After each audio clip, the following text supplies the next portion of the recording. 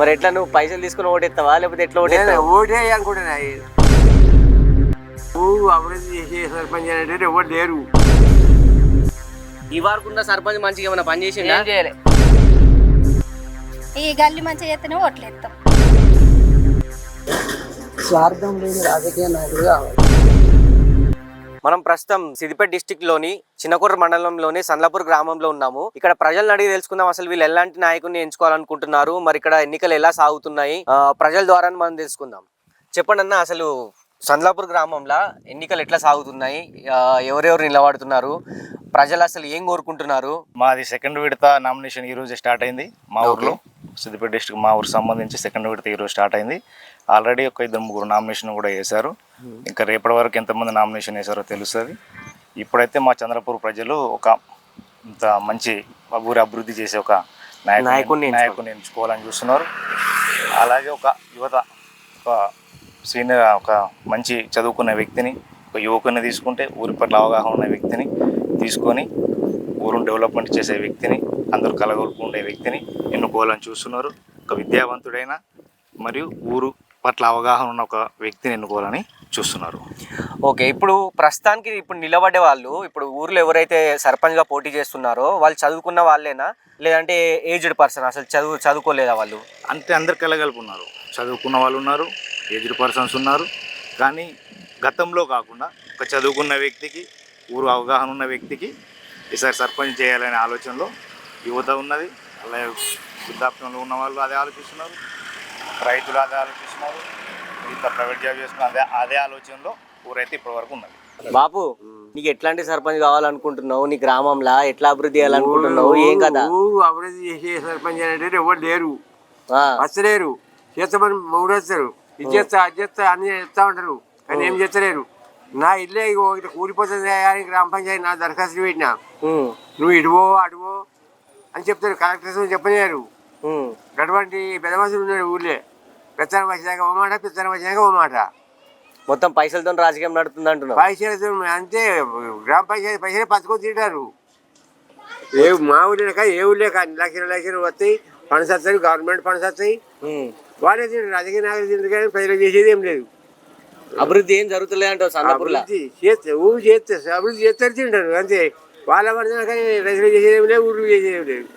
ఎక్కడ పెట్టరు అక్కడనే. మరి ఇప్పుడు ఏమన్నా ఎంతమంది నిలబడుతుర్రు సండ్లాపూర్లో? మస్తు మంది 10 మంది నిలబడతారట సర్పంచ్కే. మరి ఎట్లా నువ్వు పైసలు తీసుకుని ఓటేస్తావా లేకపోతే ఎట్లా ఓటేస్తావు? ఓటే అనుకుంటున్నా. ఎవరన్నా ఇంకా చిన్న కూడా ఉంటే మా వేరే వాళ్ళకైతే ఓటే అయ్యా. ఎందుకంటే ఎత్తే లాభం ఎత్తే ఈ చెట్టు ఇల్లు కూలిపోతుంది బిడ్డ అంటే పట్టించుకుంటారా? కరెక్ట్ చెప్పని అయిపోయింది.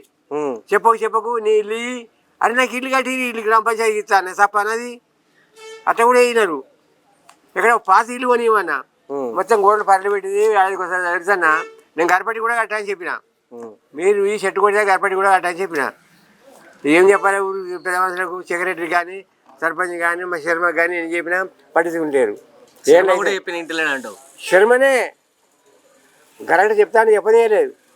చెప్పనీయక అరే మల్లేశం అని సెక్రటరీ చెప్పి ఊరంతా బయట పెట్టి ఆ రామరెడ్డి చెట్టు కొట్టనా వద్దా ఆయన మీరే నిర్ణయించుకోరా అని చెప్పాడు. ఇది 600 ఏళ్ళు బిడ్డ చెట్టు, 100 ఏళ్ళ చెట్టు కాదు. చెప్పండి అన్న, మీకు ఎలాంటి నాయకులు కావాలనుకుంటున్నారు? అసలు మీ ఒపీనియన్ ఏంది? మా ఒపీనియన్ ఏంటంటే మాకు విలేజ్కి అభివృద్ధి చేసే వ్యక్తి కావాలి. ఓకే, ఎడ్యుకేటెడ్ పరంగా ప్రతి ఒక్క ఇప్పుడు చిన్న వృద్ధులు ఉంటారు, వాళ్ళకి పెన్షన్ ఇచ్చేవాళ్ళు కానీ అన్ని విధాల అన్ని అనుకున్నట్టుగా స్టడీ పరంగా ఉన్నవాళ్ళు చాలా మంచిగా విలేజ్ కోఆపరేట్ చేసి ఏది ఎలాంటి ఇబ్బంది లేకుండా చాలా మంచి వ్యక్తి కావాలని మా ఉద్దేశం. అంతే విషయం అది. అంటే ఇప్పుడు ఏడా చూసినా ఓటుకి నోట్ అన్నట్టు అమ్ముడు. మరి మీరు ఎలా ఎత్తున్నారు? మీరు నోటు తీసుకునే ఓటు ఎత్తారా? లేదు, నోట్ అంటే నేను అతనికి ఓటు వేయనండి. సారీ ఓటు అంటే నేను వాళ్ళకు నేను ఓటు వేయనండి. మనకు విలేజ్ అభివృద్ధి కావాలి, విలేజ్ అభివృద్ధి కావాలి. అందరూ మన పిల్లలకు కానీ మన పెద్దలకు ఉన్నారు కదా, వాళ్ళందరికీ అభివృద్ధి చేసే వాళ్ళు కావాలి మాకు. అంతే తప్ప మాకు ఇలాంటి చిల్లర రాజకీయాలు మనకు వద్దు. చాలా అలాంటి అఫీషియల్ అనే వ్యక్తిని ఎన్నుకొని అతనికి ఓటేసి గెలిపిద్దాం. మా గ్రామ అభివృద్ధిని అందరికి 10 మంది కలిసి మనం గెలిపించిన తర్వాత అతనితో పని కాకపోతే నువ్వు ఎందుకు చేయలేవని చెప్పని అడిగే అటువంటి అధికారం ప్రజల్లో కూడా ఉన్నది. అలాంటి అధికార వ్యక్తులు మాకు కావాలి అంతే. Heads up luck. చాలా మాకు ఈ అవకాశం ఇచ్చినందుకు చాలా థ్యాంక్స్ అంట. ఇక్కడ బీడీలు వేసుకునే అమ్మని ఇట్లా అడుగుదాం, అసలు ప్రాబ్లంలు ఏమున్నాయి అమ్మ, ఎవరిని ఎంచుకోవాలనుకుంటారో, ఎలాంటి నాయకుడిని ఎంచుకోవాలనుకుంటారో అమ్మని అడిగి తెలుసుకుందాం. చెప్పమ్మా, మీకు ఎట్లాంటి నాయకుడు రావాలి, మీకు ప్రాబ్లంలు ఏమేమి ఉన్నాయి? నీళ్ళు సరిగా ఉండయి, మళ్ళీ ఇండ్లలో ఇస్తామని ఇవ్వలేదు, ఇక ఎవరు వత్తురు వేయమని వత్తురు వాళ్ళకి ఎత్తాం. ఎవరికి ఎత్తావా అంటే పైసలు తీసుకుని పైసలు తీసుకొని ఎత్తావా లేకపోతే ఊరు మంచిగా చేసేటోళ్ళకి ఎత్తావా? మంచిగా చేసేటోళ్ళకి ఎత్తాం, పైసలు తీసుకోం.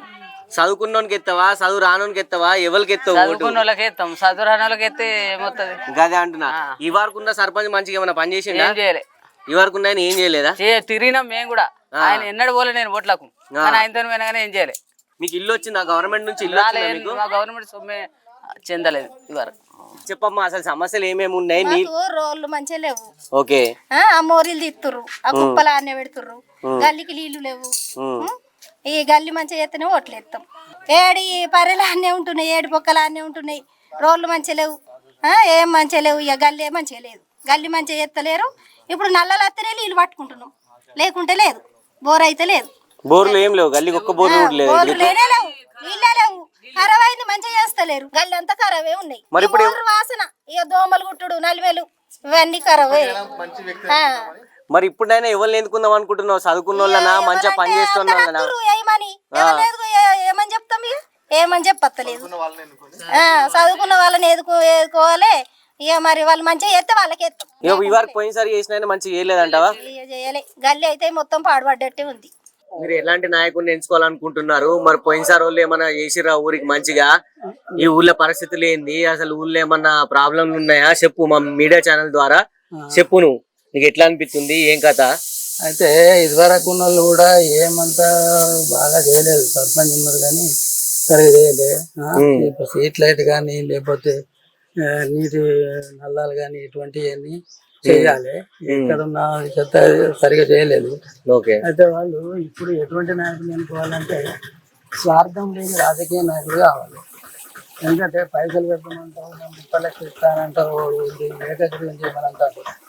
ఏకగ్రీవం చేసుడు కాదు, 32 సంవత్సరాలకి సర్పంచ్ లేడు ఇక్కడ.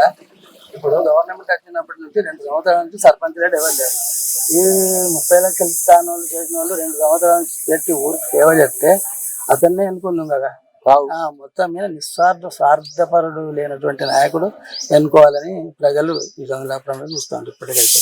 మీ ఊర్లో వేసుంటోళ్ళని ఎన్నుకుంటున్నావు, మరి ఇవారికి వేసిన వాళ్ళు మంచిగా పని చేసిరా? మరి కొత్తగా వచ్చిన వాళ్ళు నువ్వు ఏం ఆలోచిస్తున్నావు? ఊరు మంచి ఓటేస్తాం అనుకుంటున్నావు. గ్రామంలో మంచిగా జరగాలి, మంచి మోరీలు సాపడు, రోడ్డు మంచిగా, కరెంట్ మంచిగా ఉండాలి. అసలుకే పని చేసిన వాళ్ళకే మేము ఓటు వేయాలనుకుంటున్నాం. లంచం తీసుకొని ఓటేసేది కాదు, మేము లంచం తీసుకొని ఓటేసి మంచిగా మేము గెలిపించుకోవాలని చూస్తున్నాము. అంత ధైర్యంగా ఉండాలి. నువ్వు గెలిచిన వాళ్ళని కూడా నువ్వు నిలదీసి అడగాలి, వాళ్ళు పని చేయకపోతే ఎట్లాంటి అడుగుతామే అనుకున్నాం. ఇవారి దాకా నడిచిందని అడిగితే మనకు ఐడియా లేదు. ఇప్పుడు మాత్రం డబ్బులు తీసుకుని ఓటు వేసుడు కాదు, డబ్బులు తీసుకొని ఓటేసి నిలబెట్టి అడిగే తీసి మేము అనుకుని సాధించాము అనుకుంటున్నాం. మాకు రోడ్లు సాపు ఉండాలి, కరెంట్ సాపు ఉండాలి, మోరీలు సాపు ఉండాలి, నల్లలు సాపు ఉండాలి. ఇటువంటి వాళ్ళు అయితేనే ముందుకు వచ్చి ఓటేయమని రావాలి. వట్టి వేస్తాం మేము, డబ్బులు తీసుకోకుండా వేసి గెలిపించుకొని. మొత్తానికి అయితే డబ్బులు తీసుకోకుండా నిజాయితీగా పనిచేసేటోళ్ళని ఎన్నుకోవాలని అనుకుంటున్నావు. మరి మీ ఊర్లో ఎంత మంది నిలబడుతున్నారు సర్పంచ్? ఇప్పుడైతే ఒక 6-8 మండుగురు వస్తుండ్రు. 6-7 నిలబడుతుర్రా? వస్తుండ్రు, 8 మంది దాకా వస్తారు, 10 మంది దాకా వస్తారు. నాకు తెలిసిన మట్టికి మాత్రం లంచం తీసుకోకుండా ఓటేసి గెలిపించుకొని నిలదీసి అడిగేట అయితేనే ముంగట తీసుకొచ్చుకోవాలి సర్పంచ్ను. అట్లయితే మనకు ఓకే అనిపిస్తుంది. ఇక డబ్బులు తీసుకొని తర్వాత నువ్వు డబ్బులు తీసుకున్నావు కాబట్టి నీతోటి పని కాదు, అది కాదు, అది అద్దు మనకు అనుకుంటున్నాను నా మనసుకు.